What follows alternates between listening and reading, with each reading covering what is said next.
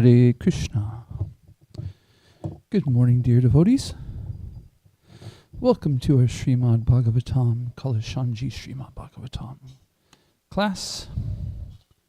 We will be reading today from Canto 9, Chapter 16,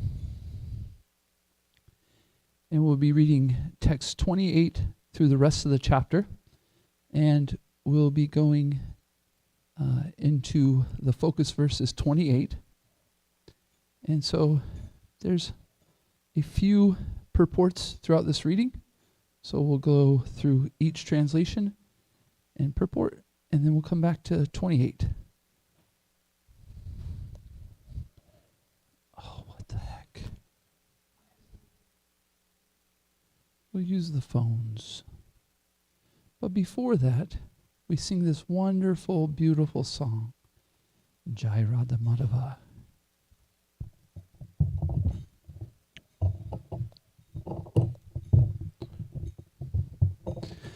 Jai Radha Madhava Kunja Bihari.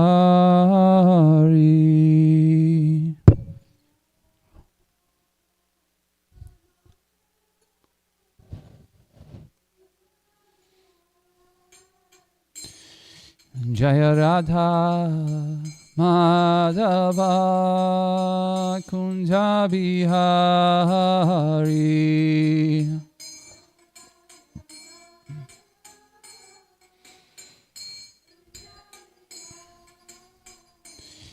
Jaya Gopi Janavallabha Girivaradari.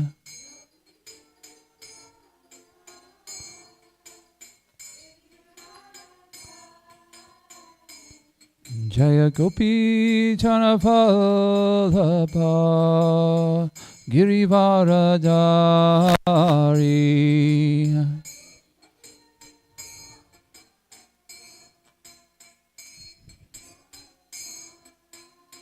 Yashodhanandana Brajajana Ranjana.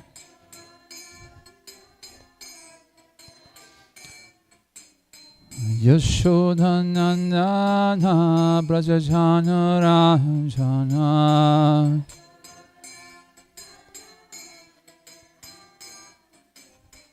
Yamuna Tiravanachari.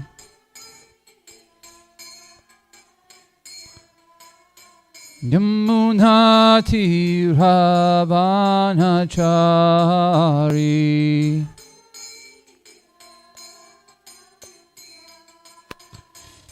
Jaya Radha Madhava Kunja Bihari.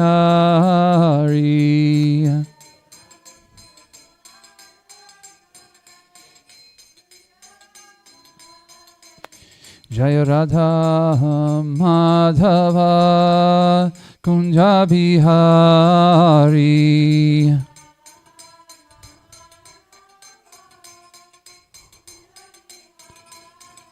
Jaya Gopi Janavallabha Girivaradari.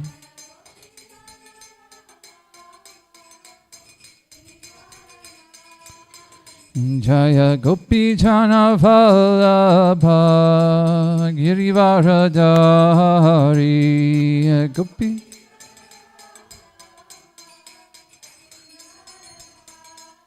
Yashodhanandana Brajajana Ranjana.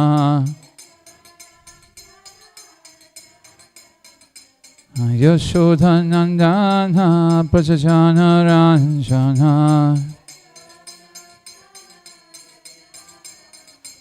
Yamuna Tiravanachari.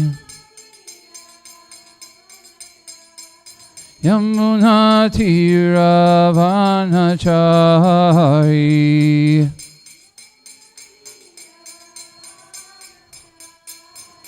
Jaya Radha Madhava Kunja Bihari.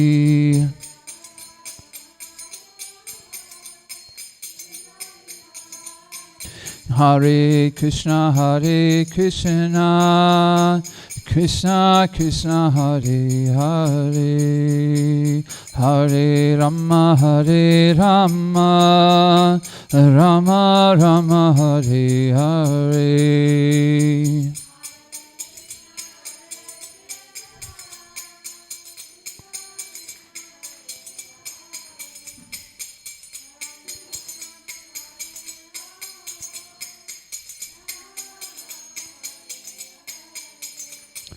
Hare Krishna, Krishna Krishna, Hare Hare, Hare Rama, Rama Rama, Hare Hare.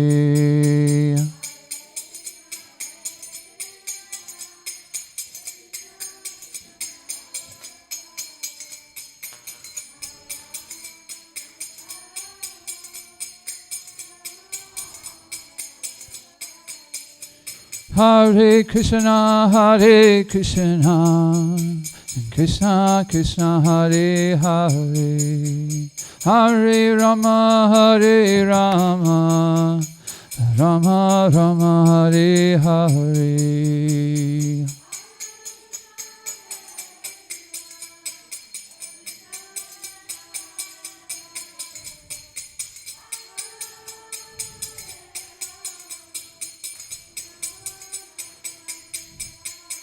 Jaya Radha Madhava Shri Radhe.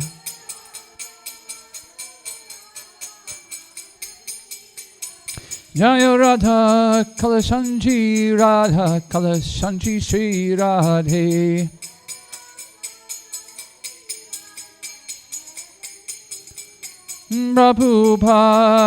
Prabhupada, Jaya Prabhupada. Yay.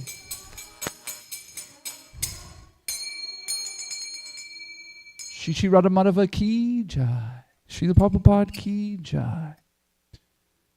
Om Namo Bhagavate Vasudevaya.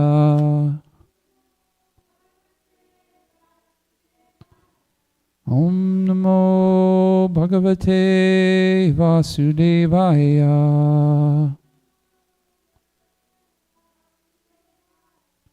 Om Namo Bhagavate Vasudevaya.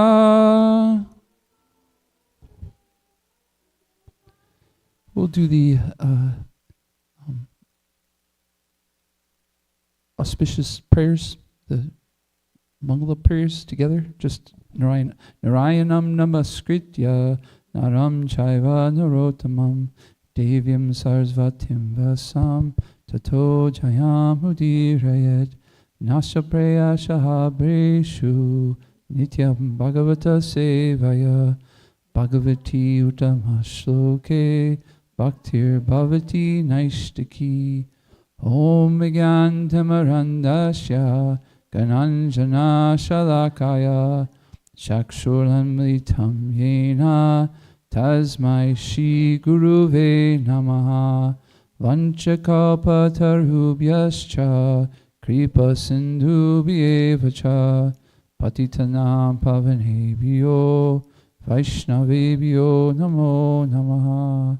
Jai Shri Krishna Chaitanya Prabhu Nityananda Shri Advaita Gadadhar Srivasadi Gaura Bhaktarinda. Hare Krishna, Krishna Krishna, Hare Hare, Hare Rama, Rama Rama, Hare Hare. Namo Vishnu Padaya Krishna Pristaya Bhutale Srimate Bhaktivedanta Swami Niti Namine. Namaste Sarasvate Deve Gauravani Pracharine Nirvashesha Shunyavati Pasyatade Shatarine. Okay, Hare Krishna. Let's start with verse 28. We won't read the purport of this because we're going to come back to it, but we'll go to 28 and then 27 in the purports.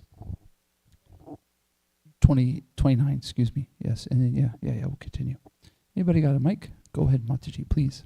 Vishwamitra, the son of Maharaj Ghadi, was as powerful as the flames of fire. From the position of a Kshatriya, he achieved the position of a powerful Brahmana by undergoing penances and austerities.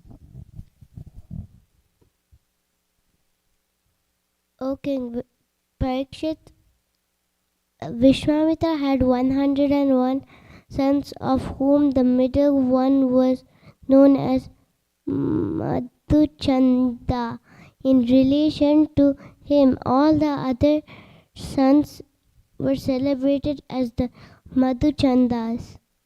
In Srila Prabhupada's purport, in this connection, Srila Vishwanatha Chakravarti quotes the statement from the Vedas, Tasyaha Vishwamamrita Syakya Satyam Putra Ashuhu Panachansad Eva Janyanso Mudachananasya Panachatan Kanyamasyaha. Vishwamrita had 101 sons. 50 were older than Madhuchandana and 50 younger. Okay, next verse, please.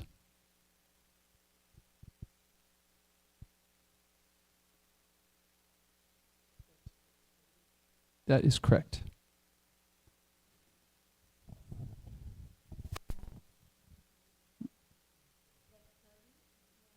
Oh, there it goes. It was lagging. Vishwamitra accepted the son of Ajigartha, known as Stunasepa, who was born in the Bhrigu dynasty and was known as Devarata, as one of his own sons. Vishwamitra ordered his other sons to accept Stunasepa as their elder brother. Let's see how he became their brothers. Oh my gosh.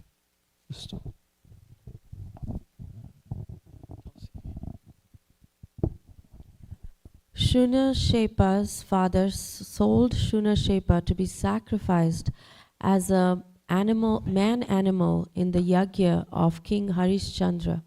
When Shunashepa was brought into the sacrificial arena, he prayed to the demigods for release and was released by their mercy. Oh my gosh, a man animal. Purport. Srila Prabhupada says here is a description of Shunashepa. When Harishchandra was to sacrifice his son Rohita arranged to save his own life by purchasing Sunasepya from Sunasepa's father to be sacrificed in the yajna. Sunasepa was sold to Maharaj Harishchandra because he was the middle son between the oldest and the youngest. It appears that the sacrifice of man as an animal in yajna has been practiced for a very long time. Oh my gosh. Still going on today. Who knows? Yes. Okay. Text 32. Although Sunashepa was born in the Bhargava dynasty, he was greatly advanced in spiritual life, and therefore the demigods involved in the sacrifice protected him. Consequently, he was also celebrated as the descendant of Gadhi, named Devarata. It pays to be advanced in spiritual life. Get saved from your being sacrificed. Text 33. When requested by their father to accept Sunashepa as the eldest son, the elder 50 of Madhuchandans, the son of Vishwamitra, did not agree. Therefore, Vishwamitra became angry and cursed them. May all of you bad sons become malechas, he said, being opposed to the principles of Vedic culture. Is this an unusual thing, Vishwamitra getting angry? Purport. In Vedic literature, there are names like Malecha and Yavana. The Malechas are understood to be those who do not follow the Vedic principles. In former days, the Malechas were fewer, and Vishwamitra Muni cursed his sons to be Malechas. But in the present age, Kali Yuga, there's no need for cursing, for people are automatically Malechas. This is only the beginning of the Kali Yuga, but at the end of Kali Yuga, the entire population will consist of Malechas because no one will follow the Vedic principles. At that time, the incarnation Kalki will appear. Malecha Nivana Nidyane Kalyasi Karavalam. He will kill all the Malechas indiscriminately with his sword. 34, please. It's a little hard to go back and forth, huh?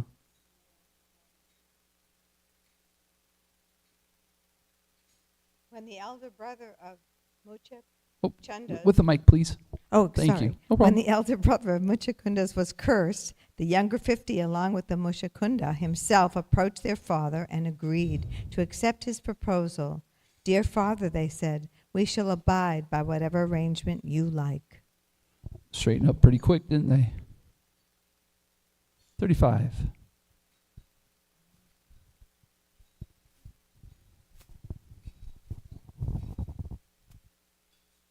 Thus the younger Madhuchandas accepted Sunashepa as their eldest brother and told him, we shall follow your orders. Vishwamitra then said to his obedient sons, because you have accepted Sunashepa as your eldest brother, I am very satisfied. By accepting my order, you have made me a father of worthy sons, and therefore I bless all of you to become the father of sons also. Srila Prabhupada's purport of the 100 sons half disobeyed Vishwamitra by not accepting Sunashepa as their eldest brother, but the other half accepted this order. Therefore, the father blessed the obedient sons to become the fathers of sons. Otherwise, they would have to have been cursed to be sonless Malechas. Vishwamitra said, O Kushikas, descendants of Kaushika, this Devavrata is my son and is one of you. Please obey his orders. O King Parikshit, Vishwamitra had many other sons such as Ashtaka, Harita, Jaya and Kratuman.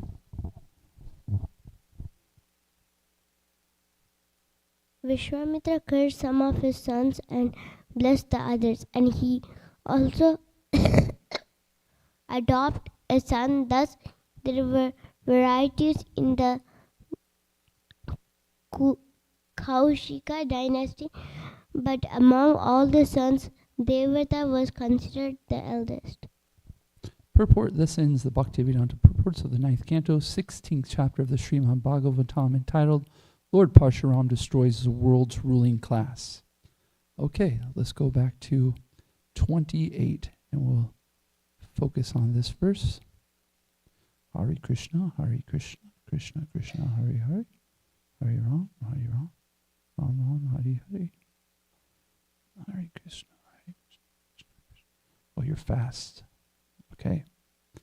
Gadir Abun Maha Tejaha Samidya Eva Pavakaha Sameda Eva Pavakaha Tapasya Shatram Utasridya Tapasya Shatram Utasridya Yolebe Brahma Varchasam Yolebe Brahma Varchasam Gadir Abun Mahateja Teja Samidya Eva Pavakaha Tapasya Shatram Utasrajya Yolebe Brahma Varchasam. Please, Bolo. Gadir Abun Mahateja Samida Eva Pavakaha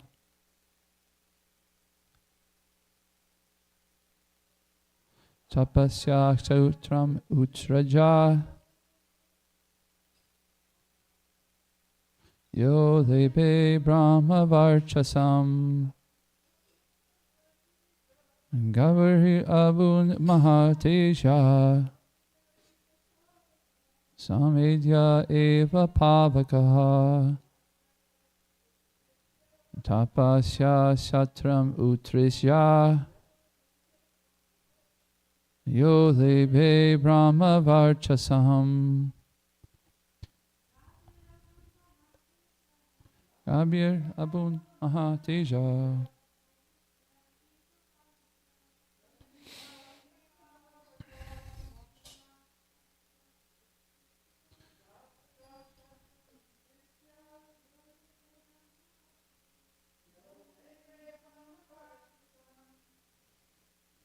Let's go into the word for word, please.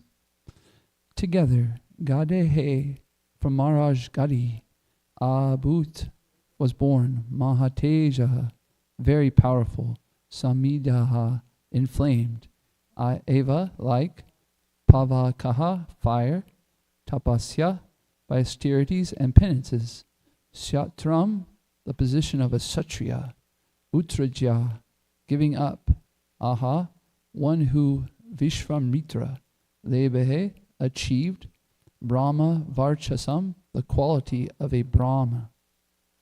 Translation and purport by His Divine Grace, A.C. Bhaktivedanta Swami, Srila Prabhupada Ki Jai. Vishvamitra, the son of Maharaj Gadi, was as powerful as the flames of fire. From the position of a Kshatriya, he achieved the position of a powerful Brahmana by undergoing penances and austerities. Please repeat. Vishvamitra, the son of Maharaj Gadi, was as powerful as a flames of fire. From the position of a Kshatriya, he achieved the position of a powerful Brahmana by undergoing penances and austerities. Purport by His Divine Grace, A.C. Bhaktivedanta Swami, Srila Prabhupada Ki Jai. Now, having narrated the history of Lord Parshuram, Sukadeva Goswami begins the history of Vishvamitra. From the history of Parshuram, we can understand that although Parshuram belonged to the Brahminical group, he circumstantially had to work as a Kshatriya. Later, after finishing his work as a Kshatriya, he began to become, he again became a Brahmana and returned to Mahendra Parvata. Similarly, we can see that although Vishvamitra was born in the Kshatriya family, by austerities and penance he achieved the position of a Brahmana. These histories confirm the statements in Shastra that a Brahmana may become a Kshatriya may become a Brahmana, or a Vaishya, and a Vaishya may become a Brahmana. By achieving the required qualities, one's status does not depend upon birth, as confirmed in the Srimad Bhagavatam 7.11.35 by Narad. Yasyalya lakshanam proktam pumso varna bihi vananjakam yadyantrapi drisyeta tatena viniradisit. If one shows the symptoms of being a Brahmana, Kshatriya, Vaishya, or Sudra, even if he has appeared in a different class, he should be accepted according to those symptoms of classification. To know who is a Brahmana and who is a Kshatriya, one must consider a man's quality of work. If all the unqualified Sudras become so-called Brahmanas and Kshatriyas, social order will be impossible to maintain. Thus there will be discrepancies. Human society will turn into a society of animals, and the situation all over the world will be hellish. Vishvamitra, the son of Maharaj Gandhi, was powerful as the flames of fire. From the position of a Kshatriya, he achieved the position of a powerful Brahmana by undergoing penances and austerities. So this is Srila Prabhupada in the purports explaining that by our qualities, we get our varna. And this is interesting because this is the third purport in a row that I've spoken where it's been on Varnashram Dharmas. Varnas. I was like, oh my gosh, Krishna's really trying to teach me something here. But what I thought would be appropriate is the story of Vishvamitra. It's a very wonderful story, and it explains this process by which one can become a Kshatriya or a Brahman. So Vishvamitra was a king previously, and he's a very powerful king. And he decided, as a powerful king, he would take out his sons, and he would take out his army, and he would go check up on his land. Kings would do this every once in a while. They would venture out and see how things are going in the kingdom. And so, on his adventure, he came across the town of Vishvishta, and there were the sages. And the land was very beautiful, amazing, greenest plants, greenest trees. The fruits were growing like anything. And Vishvamitra was very attracted to this land. So he came, and Vasishta met the king, and he was very, very kind to the king. He was very welcoming, very hospitable. And he asked the king to sit, and they spoke for some time, and Vasishta really wanted to see the king sit and enjoy by eating with them. But Vishwamitra said, no, I must go on. And Vasishta encouraged, no, you please sit down. So a couple times it went like this. Vishwamitra said, no, I must continue. But Vasishta was very persistent, and so Vishwamitra could understand that he was true to his word. He wasn't just being nice. He wasn't just being hospitable. He really wanted to see Vishwamitra stay there. So Vasishta calls to his cow, Sabala. Sabala, come here. Sabala comes, and Vishwamitra has all his soldiers, his 100 sons himself, and Sabala, the wish-fulfilling cow, automatically starts producing all kinds of food stuff. Rice, sabjis, pies, bread, pastries, sweets, yogurt, butter, everything. Out of the ears, out of the nose, out of the mouth, out of the udders came all of this food stuff. And Vishwamitra and the soldiers and the sons were very pleased. They ate very sumptuously. But Vishwamitra, he's a king. And sometimes as a king, you can be intoxicated by your power, right? And so Vishwamitra saw this cow, and he decided, I am the king. I should have the best things in my land. So this cow should be mine. So he asked Vasishta, please give me your cow. And Vasishta said, I can't do this. He said, no, you must. I am a king, and I have my army. If you can't just give it to me, I will take it. So Vasishta is a very learned Brahmin. He's not attached to anything. He's completely renounced. But like Krishna says in the Bhagavad Gita, that he's partial to no one, right? So Vasishta was also partial to no one. But when somebody gives service to the devotee or to Krishna, that person comes very dear to them.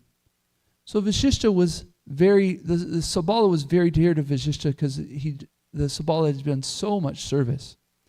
And so he was very much in anxiety for Sabala to be taken by Vishwamitra. So what did Vasishta do though?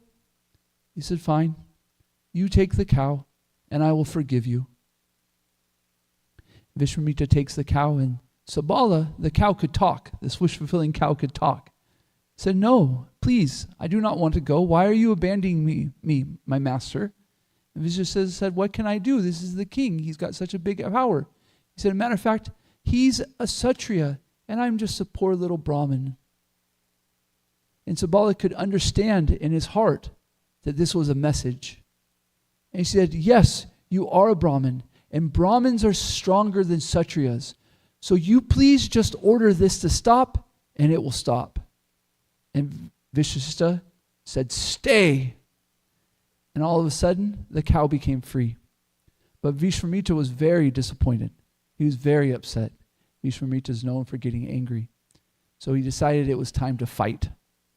So the army starts to fight, and Vasishta annihilates the whole entire army very easily.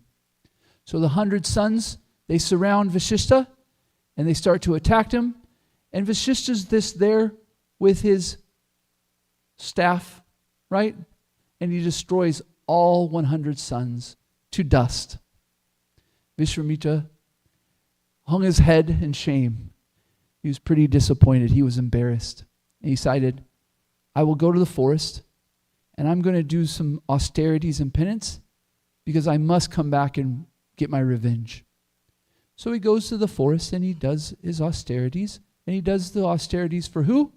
For Lord Shiva. And after 1,000 years, Lord Shiva comes and says, what do you want? He says, well, I want better weapons.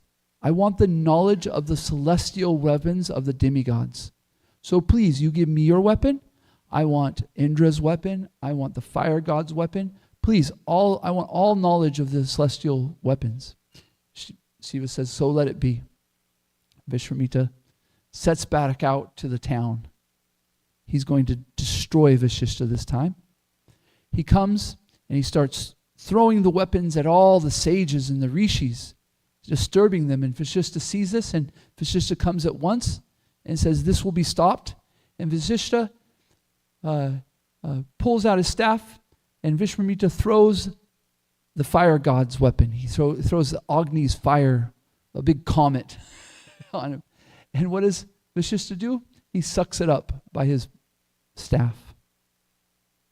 So now Vishwamitra is very mad, and he starts throwing all the weapons at Vashishta. He's throwing Indra's weapon, he's throwing Brahma's weapon, he's throwing Shiva's weapon, and each weapon, what does Vashishta do? He just sucks it up with his staff, like it's nothing. So Vishwamitra, he's very sad again, very disappointed, very shamed. I will go back into the forest and I'll try this again. At this time, Vashishta had become the priest of Ayodhya. And at the time in Ayodhya, the king was not such a very good king. He decided that he wanted to go to the heavenly planets in the body he was currently in. And Vashishta said, this is irreligion. This is irreligious. I can't do this sacrifice for you. I will not do it. So the king, he knew that he could go to Vishwamitra. He knew that Vishwamitra had done so many penances and gained so much power. He also knew that Vishwamitra was a king or is a king, and that would endear him a little bit. But most of all, he knew that Vashishta denied him this boon, and so if Vishwamitra was able to give him the boon, then Vishwamitra would be so, I outdid Vashishta. I allowed this king to go to the earth. So he comes and he does it. He performs a sacrifice. And as the king is going to heaven, what happens? By who? By Indra first. By Indra. Indra says, no, this isn't possible. You have this body of earth. You cannot come here. And so also the demigods and the gods of the heavenly planets also deny him. And the king falls down and he's screaming, and Vishwamitra comes and stops him, saves him. And Vishwamitra is now angry at Indra and the gods of heavens. He says, I have done this sacrifice, and this person, I have done this sacrifice, you must accept him. And what does Indra do? Indra, at this time, very interesting, is very okay with it. He appreciates Vishwamitra. He says, you're very powerful. Okay, I will accept. Oh, excuse me. One thing that happens is in Vishwamitra's angry, he decides he's going to make a whole new heavenly planet, heavenly system. 27 planets. He starts, so Indra like, whoa, this guy's serious, So they say, okay, fine, he can come. Please stop. Those planets that you created in that system will. Matter of fact, he'll resign there, no problem. So what does Vishwamitra do? He is a little introspective. He realizes what a mistake he's made. See, when you help people that are impious and aren't deserving of the mercy that's being given, the person who's giving that mercy has to take on their karma.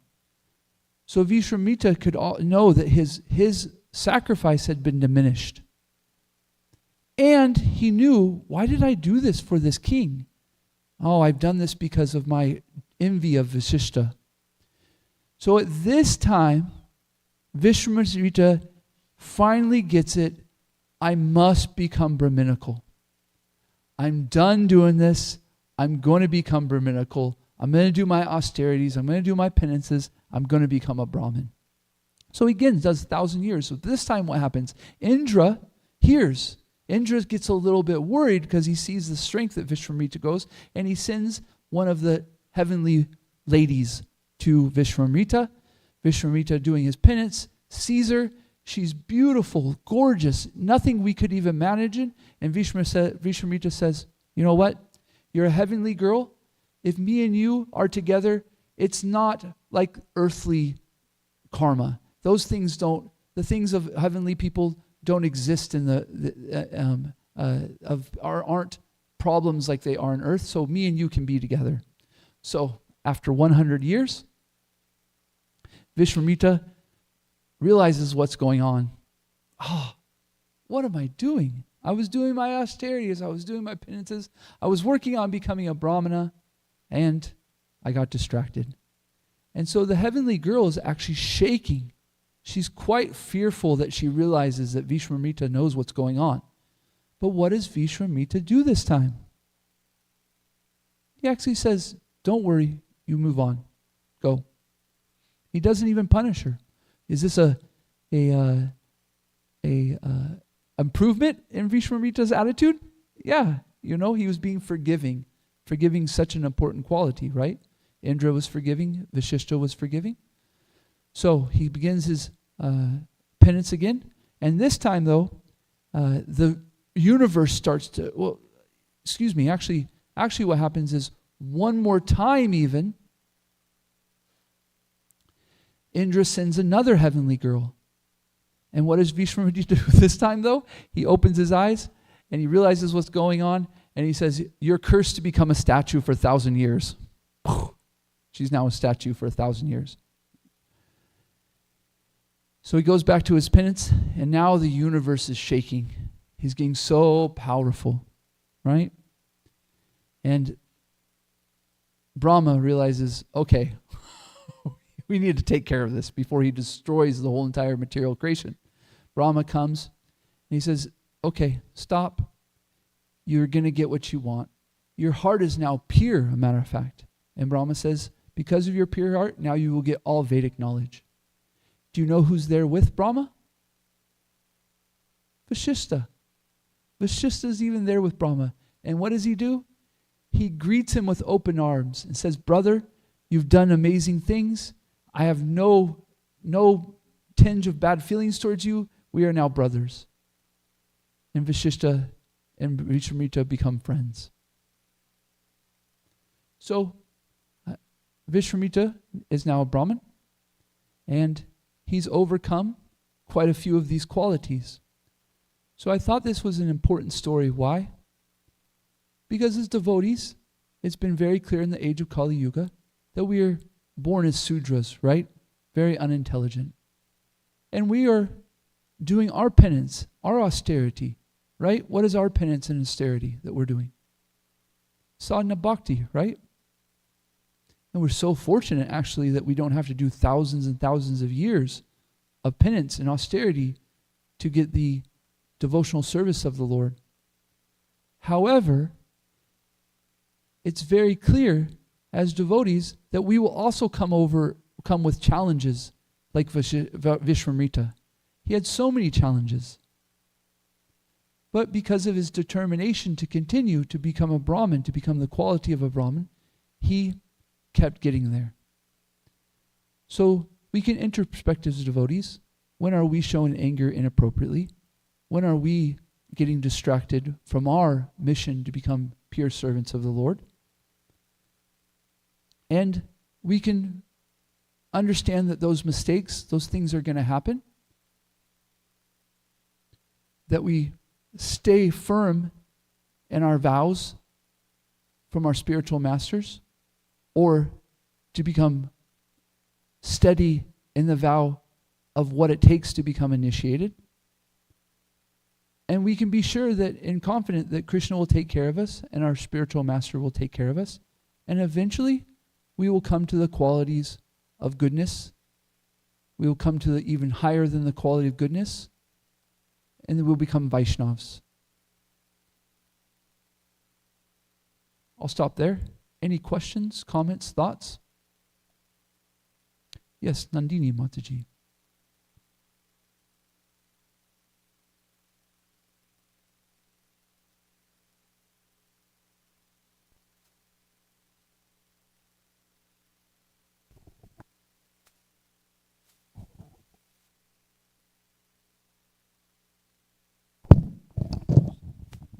Welcome back, Mother Kunti. I said it Honey. already, but I can't help it but say it again. So nice to see you. Prabhu, thank you. What enlivening pastimes. Thank you so much, Prabhu. So in the purport, there are, Prabhupada is explaining, to know who is a Brahmin, who is a Kshatriya, and based on their qualifications, not on their birth. And so Bhaktisiddhanta Saraswati also preached this very strongly, that it's based on your qualification, not on your birth. And because of this, he had many challenges from caste Brahmins. And actually, there was an attempt on his life, even. He was described as the lion guru, and he preached very, strongly. But anyway, I thought I would just share that pastime because Prabhupada's emphasizing that in the purport also. Yes, and I appreciate this because this is also one thing I was working on to emphasize, is that through our being devotees, we can expect trouble. We can expect people to try to keep us down. We can expect people to try to shrink us to some nature or some birth or something this or something that. And we overcome that because of the orders of the spiritual master to become Brahminical, to become devotees. Within bhakti is everything, right? So within $1 billion is $100 million. And so we will get the qualities of Brahminical qualities of honesty, of cleanliness, of purity, these great qualities of a Brahmin. And we can expect being challenged. Because being a devotee, the challenges that we get help to purify us, helped us to gain those qualities. So yes, I appreciate this, that so many people try to keep us down in some way or shape or form, right? I'm sure you've all experienced this in your own lives, right? Maybe not, by the way, it's not even purposely that people do it. Just envy is so strong that we do it without even thinking, But we as individuals can look at this person who might be having some thing going. We can see as Krishna's arrangement and how we can overcome and gain qualities as devotees. And everything becomes nice. Challenging. Yes, Srila Prabhupada also had those challenges, right? He was very criticized because he was initiating Western malechas, they would say, right? And giving Gayatri to women. He was very criticized, but Srila Prabhupada understood the nature of the Western world, that women and men mix, and by his mercy, he understood that he could lift up all these so-called malechas to Brahminical status. That was his goal, to perform. He said, this is my miracle. Yes, this is my miracle. Yes. And they asked, what is your miracle? And there right. it was, yes. I was looking in the audience here, we have 4 wonderful Vaishnavis. And how many things do we hear about the unintelligence of women and this and that? And so that can be a challenging, right? I was just reading with my wife last night about Queen Kunti and about how Mother Queen Kunti would actually lean into the fact that I'm just an unintelligent woman. What can I do?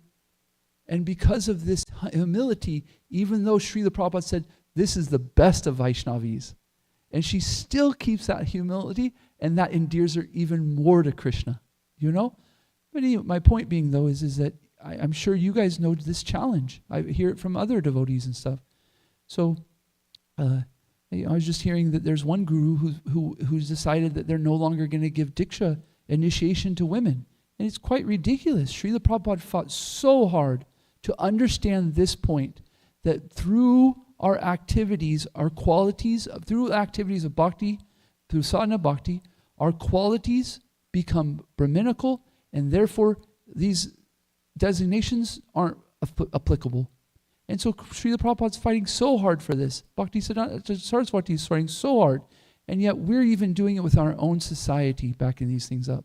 We should really be so strong in the fact that we appreciate how hard it is to overcome this material nature, to become a devotee. And when we see devotees that are doing it, we encourage them and we appreciate them.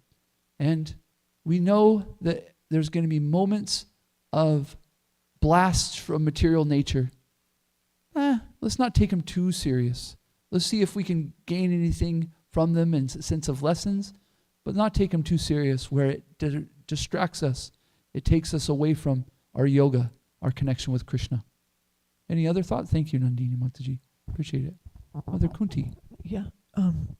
So about anger, I think, when I was reading the history of Vishwamitra and Vashishta, I think Vishwamitra really just wanted to be his friend.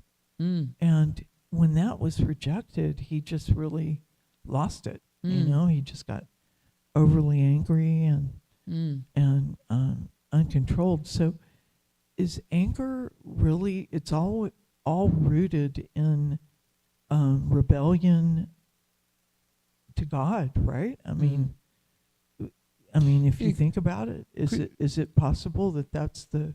Krishna says in the Bhagavad Gita, there's 3 gateways to hell. Anger being one, lust and greed. These 3 things will take us, spiral us down to the depths of hell.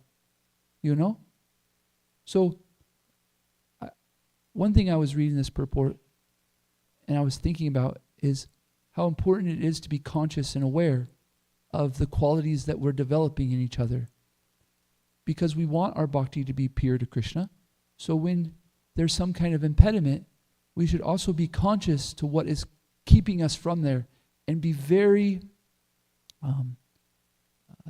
very much inquiring how to overcome those qualities, right? So we might see lust in our heart, we might see greed, we might see envy, And so when we recognize it, there's 2 things we can do.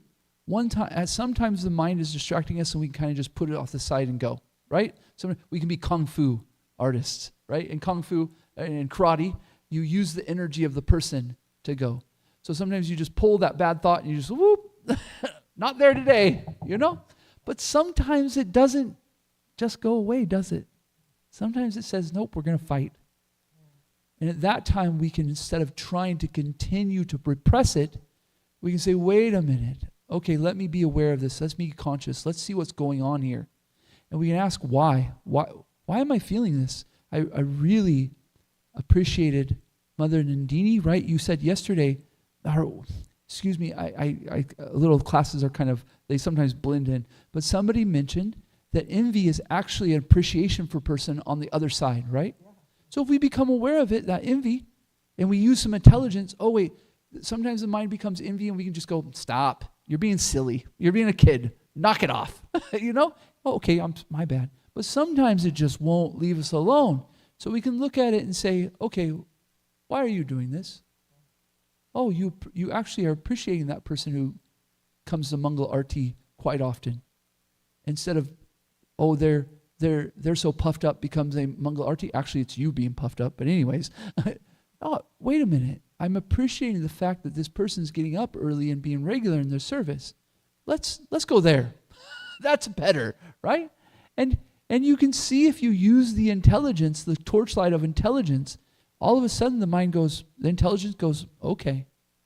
And if we can get deep enough to go, this is a devotee, then even the soul gets involved and says, okay, let's all line up here. And all of a sudden just these big difficulties become just, okay, no big deal. What do you think, Mother Kunti?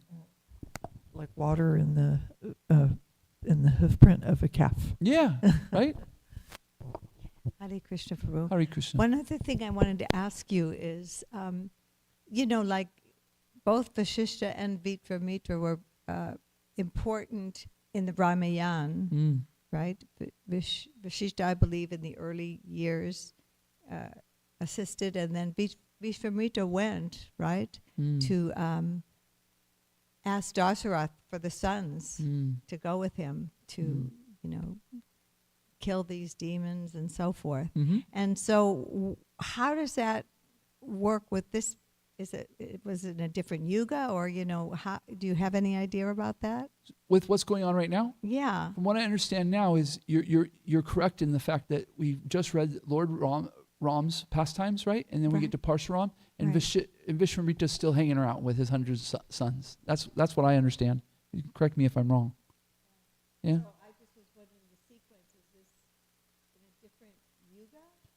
This right here? I think we're still in Treacher Yuga. I think Parshuram, from what I understand, like I said, Gokulananda Prabhu, Treacher Yuga still? Oh. Hmm. Hmm. Hmm. Ah, there we go. Oh, the story of Parshuram. Go, yeah. The story of Parshuram was before Lord Ram, because Parshuram, the bow, actually yes, please say, because I got a little mixed up.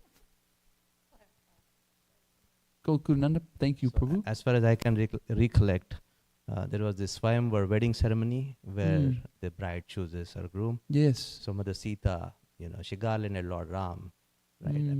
Because Lord Ram, he won the contest of breaking the bow, Yes. Lord Shiva's bow. As soon as he did that, there was a tumultuous sound which actually alarmed Lord Parshuram, and Parshuram came to the scene. And he was about to fight with Lord Ram. But when Lord Ram showed his opulence and he revealed his identity, who he is, then Parshuram understood, he offered his obeisances and said, now it's time for me to wind up the pastimes. And better I retire. So that's how he retired himself to the northern parts of India, Himalayan. Thank you so much, Gokulananda Prabhu. It's a wonder having a nice Brahminical devotee, brahmachari, trained. Thank you so much. Amazing. Any other comments, thoughts? Okay. So, it is true to a certain degree. We came from so many births that were troublesome, right? It's tough. However, by the mercy, the causeless mercy of Srila Prabhupada and our gurus, we have a chance to overcome these things.